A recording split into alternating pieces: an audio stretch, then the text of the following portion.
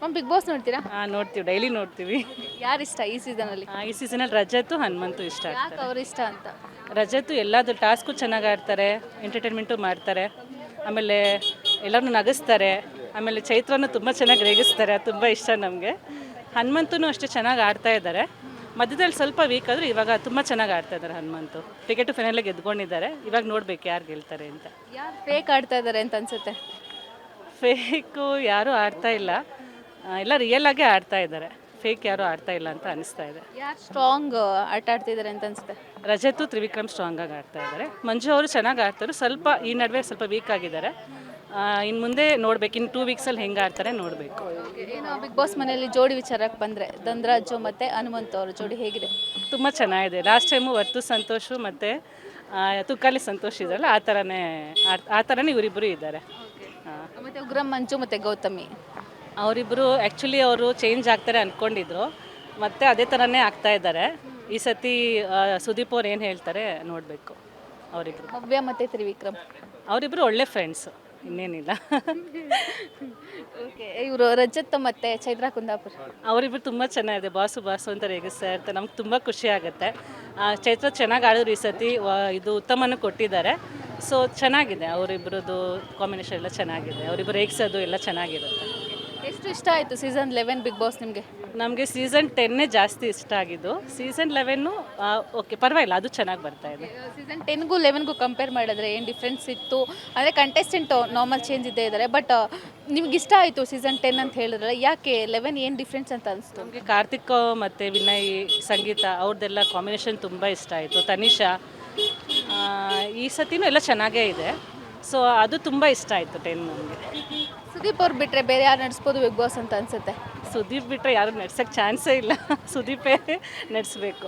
ಅಲ್ಲ, ಅವ್ರು ಹೇಳಿದ್ರಲ್ಲ ನೆಕ್ಸ್ಟ್ ನಡೆಸಲ್ಲ ಅಂತ ಹೇಳಿದ್ದಾರೆ. ಅವರೇ ನಡೆಸಿದ್ರೆ ಚೆನ್ನಾಗಿರುತ್ತೆ. ಯಾರು ನಡೆಸ್ತಾರೋ ಮುಂದೆ ಗೊತ್ತಿಲ್ಲ, ಚೆನ್ನಾಗಿರುತ್ತೆ ಅವ್ರು ನಡೆಸಿದ್ರೆ. ಬಿಗ್ ಬಾಸ್ ನೋಡ್ತೀರಾ ಮ್ಯಾಮ್? ನೋಡ್ತೀವಿ. ಯಾರು ಇಷ್ಟ ಈ ಸೀಸನಲ್ಲಿ? ತ್ರಿವಿಕ್ರಮ್. ಯಾರು ಗೆಲ್ಲಬೇಕು ಅಂತ ಅನ್ಸುತ್ತೆ ಈ ಸೀಸನು? ತ್ರಿವಿಕ್ರಮೇ. ಯಾಕೆ ಅವರೇ ಗೆಲ್ಲಬೇಕು ಅಂತ? ಅವ್ರು ತುಂಬ ಸಿನ್ಸಿಯರಾಗಿ ಆಟ ಆಡ್ತಿದ್ದಾರೆ, ಅದಕ್ಕೆ. ಯಾರು ಫೇಕಾಗಿ ಆಡ್ತಿದ್ದಾರೆ ಅಂತ ಅನ್ಸುತ್ತೆ? ಮಂಜಣ್ಣ. ಯಾಕೆ ಅವರು ಅಂತ? ಯಾಕೆ ಈ ವಾರದಲ್ಲಿ ತುಂಬ ಇದಾಗಿ ಆಟ ಆಡಿದ್ದಾರೆ ಅವರು. ಅದರಿಂದ ಅದ್ರ ಚೆನ್ನಾಗಿ ಆಡ್ತಿದ್ರು. ಯಾವಾಗ್ಲೂ ಗೌತಮಿ ಅಂದ್ಕೊಂಡೇ ಓಡಾಡ್ತಿರ್ತಾರೆ, ಅದಕ್ಕೋಸ್ಕರ. ಯಾರು ಸ್ಟ್ರಾಂಗ್ ಬಿಗ್ ಬಾಸ್ ಮನೇಲಿ ಆಡ್ತಿರೋದು? ತ್ರಿವಿಕ್ರಮೇ. ಜೋಡಿಗಳ ವಿಚಾರಕ್ಕೆ ಬಂದರೆ ಧನರಾಜು ಮತ್ತು ಹನುಮಂತು ಜೋಡಿ ಹೇಗಿದೆ? ಚೆನ್ನಾಗಿದೆ. ಅವರ ದೋಸ್ತಿ ಚೆನ್ನಾಗಿದೆ, ತುಂಬ ಚೆನ್ನಾಗಿದೆ. ಅವ್ರು ಹಂಗೆ ಮೇಂಟೈನ್ ಮಾಡ್ಕೊಂಡಿದ್ರೆ ಪರವಾಗಿಲ್ಲ. ಇವಾಗ ಫೈನಲಿಗೆ ಬಂದಿದ್ದಾರೆ, ನೋಡೋಣ ಅದೃಷ್ಟ ದೇವತೆ ಯಾರು ಗೆಲ್ತಾರೆ ಅಂತ. ಲಾಸ್ಟ್ ಸಂದೀಪ್ ಅಂತೂ ಹಿಂಗೆ ಫೈನಲ್ಗೆ ಬಂದಿದ್ರು, ಇವರಿಬ್ರು ಹಂಗೆ ಫೈನಲ್ಗೆ ಬರ್ತಾರ ಅಂತ? ಇಲ್ಲ, ಅದು ಚಾನ್ಸೇ ಇಲ್ಲ.